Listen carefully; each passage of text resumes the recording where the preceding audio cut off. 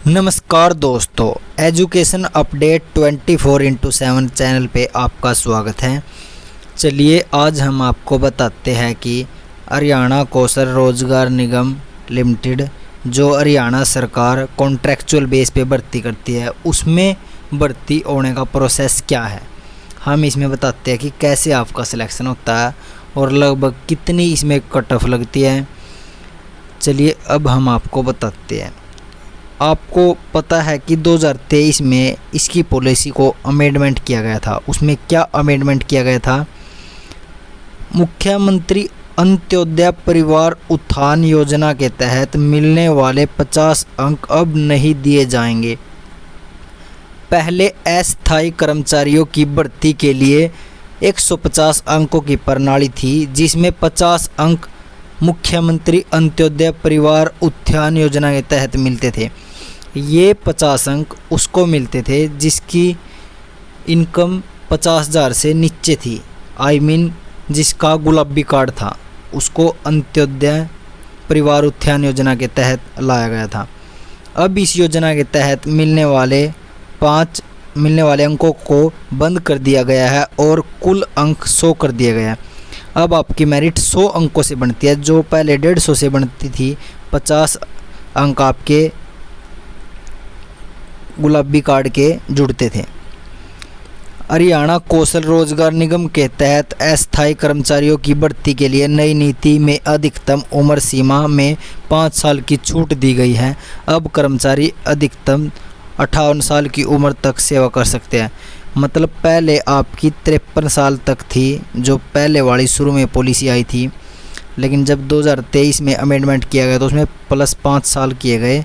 अब अधिकतम 58 साल तक आप हरियाणा कौशल रोजगार निगम में अधिकतम 58 साल तक जॉब कर सकते हैं। वैसे तो इसमें टाइम पीरियड 1 ईयर आगे एक्सटेंड होता रहता है। 58 साल की उम्र तक सेवा कर सकते हैं। इसके साथ साथ अतिरिक्त स्किल योग्यता के लिए अब केवल 5 अंक दिए जाएंगे, जो पहले 20 अंक थे। स्किल्स के लिए आपको पहले 20 अंक मिलते थे, जो 5 कर दिए गए। जैसे आपके पास कोई NSQ का सर्टिफिकेट है, कोई IIT है, ITI का डिप्लोमा है, कंप्यूटर डिप्लोमा है, कोई भी एनी सर्टिफिकेट है। अब हरियाणा कौशल रोजगार निगम में सिलेक्शन अधिकतम 100 अंकों के आधार पर होगा, जिसमें अंकों का बंटवारा इस प्रकार है। पारिवारिक आय परिवार पहचान पत्र वेरिफिकेशन के अनुसार 1 लाख रुपए से कम आय वाले उम्मीदवार को 40 अंक मिलेंगे। अगर आपकी इनकम फैमिली आईडी में 1 लाख से नीचे है तो आपको 40 अंक मिलेंगे। अगर आपकी इनकम 1,80,000 से कम है तो आपको 30 अंक मिलेंगे। अगर आपकी इनकम 3 लाख से कम है तो आपको 20 अंक मिलेंगे। अगर आपकी इनकम 50 लाख से कम है तो आपको 10 अंक मिलेंगे। परिवार पहचान पत्र से वेरीफाइड उम्र के हिसाब से 10 अंक मिलेंगे। इसमें वेरीफाइड उम्र का क्राइटेरिया रखा गया है 24 साल। अगर आपकी एज फैमिली आईडी में 24 से ऊपर है तो आपको 10 अंक एक्स्ट्रा मिलेंगे। अतिरिक्त स्किल क्वालिफिकेशन के लिए 5 अंक मिलते हैं, जो हमने आपको बताया। जो पहले 20 अंक मिलते थे वो 5 अंक मिलते हैं। अतिरिक्त शैक्षणिक योग्यता के लिए 5 अंक मिलेंगे। जैसे आपके पास MA हैं, BA हैं, यानी 12th से ऊपर जो भी आपकी क्वालिफिकेशन है उसको अतिरिक्त शैक्षणिक योग्यता के अनुसार 5 अंक मिलते हैं। CET पास उम्मीदवार को 5 अंक मिलेंगे। अगर आप अनरिजर्व कैटेगरी से आते हैं तो आपको 38 नंबर और जर्नल के 50 नंबर होने चाहिए CET में, तो आपको 10 नंबर हरियाणा कौशल रोजगार की तरफ से दिए जाएंगे। ईज ऑफ डेवलपमेंट के लिए 10 अंक मिलेंगे। अगर आपको होम डिस्ट्रिक्ट में जॉब मिलती है तो आपको 10 नंबर दिए जाएंगे। प्रदेश सरकार में कार्य अनुभव होने पर 10 अंक दिए जाएंगे। अगर आपके पास एक्सपीरियंस है, एक्सपीरियंस के 1 ईयर का 1 नंबर जुड़ता है। अगर आपके पास 10 साल का एक्सपीरियंस है तो आपके 10 नंबर जुड़ेंगे। चलिए अब हम आपको बताते हैं कि छुट्टियां की क्या प्रोसेस रहता है, इसमें कैसे छुट्टियां मिलती हैं। हरियाणा कौशल रोजगार निगम के अंतर्गत नियुक्त स्टाफ को वार्षिक आधार पर प्रति महीने एक कैजुअल लीव मिलती है और एक मेडिकल लीव प्राप्त होगी।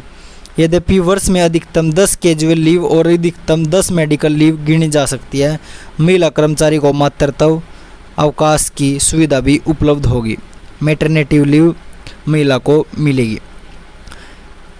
कैजुअल लीव को अनुपस्थिति के रूप में नहीं देखा जाता और इसे वेतन के साथ प्रदान किया जाता है। कर्मचारियों को वर्ष में प्रतिमासिक रूप से कैजुअल लीव मिलेगी, यद्यपि वर्ष में अधिकतम 10 कैजुअल लीव ही गिनी जा सकती है। मेडिकल लीव बीमार या किसी अन्य आकस्मिक परिस्थितियों के मामले में दी जाती है। कर्मचारियों को वर्ष में प्रतिमासिक रूप से एक मेडिकल लीव मिलेगी, यद्यपि वर्ष में अधिकतम 10 मेडिकल लीव ही गिनी जा सकती हैं। प्रसूति अवकाश, महिला कर्मचारियों को प्रसव के उपरांत 180 दिनों का मातृत्व अवकाश प्रदान किया जाएगा। मतलब मैटरनिटी लीव आपको 6 मंथ की मिलेगी, आपको सैलरी भी मिलेगी उसकी। इस अवधि के दौरान उन्हें वेतन दिया जाएगा। क्लोज 8.2 का निष्कासन, HKRN चयन प्रक्रिया 2024 की पुरानी नीति के क्लोज 8.2 को समाप्त कर दिया गया है। पुरानी नीति का प्रावधान पहले इसे क्लोज में यह उल्लेखित था कि यदि किसी पद के लिए एकाधिक योग्य उम्मीदवार हो तो स्थानीय जिले के अनुभवी उम्मीदवार को प्राथमिकता दी जाएगी। चलिए अब हम आपको बताते हैं कि इसमें कैसे कैसे आपके नंबर जुड़ जाते हैं जब आप HKRN में रजिस्ट्रेशन कर देते हैं। अगर आप NS के वेब सर्टिफिकेट ऐड कर देते हैं तो आपको यहाँ यस का ऑप्शन मिलेगा।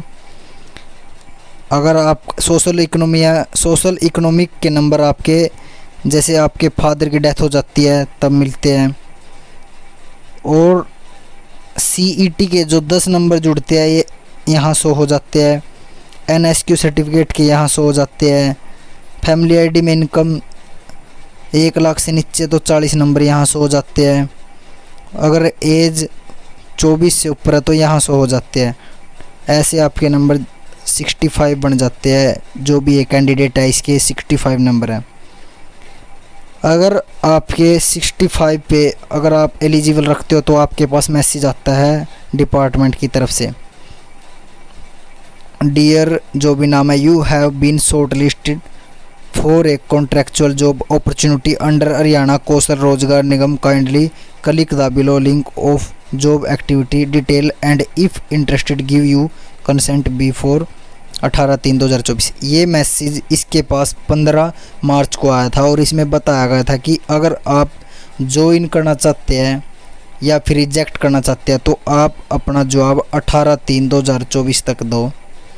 अगर आप ज्वाइन करना चाहते हो तो वहाँ आपको OTP डालकर ज्वाइन करना पड़ेगा, और जहाँ आपका ड्यूटी होगी वहाँ आपको सारे डॉक्यूमेंट लेके जाने होते हैं। ये बाद में मैसेज आ जाता है, dear candidate you have been selected for a contractual job opportunity under Haryana Kaushal Rozgar Nigam, kindly click the link below. यहाँ से आप अपना ऑफर लेटर डाउनलोड कर सकते हैं। धन्यवाद। ऐसी ही इन्फॉर्मेशन के लिए हमारे चैनल को लाइक और सब्सक्राइब करें, ज़्यादा से ज़्यादा शेयर करें ताकि आपको यहाँ करेक्ट इन्फॉर्मेशन मिलती रहे। धन्यवाद।